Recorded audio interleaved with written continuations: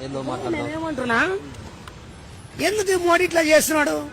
First అంతా ఏటీఎంలు చుట్టూ తిప్పిండు, next gas cylinder చుట్టూ తిప్పిండు, ఇప్పుడు ఆడ తిప్పుతుండు. పోలీసు వాళ్ళు ఎందుకు ఇక్కడ చెప్పు? మేము తీసుకుని మేము చాలా మంది బంకులల్లో కొట్టుకుంటున్నారు.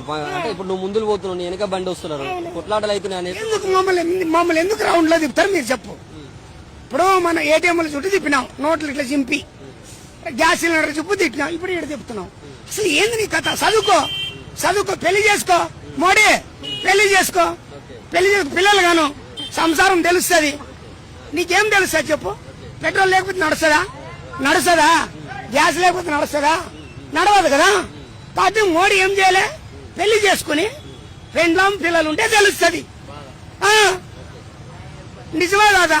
ఇప్పుడు పోరగాని ఇంటర్మీడియట్ జాయిన్ చేసిన ఇడిసి రావాలి, పెట్రోల్ దొరకదు, ఏం చేయాలో చెప్పు?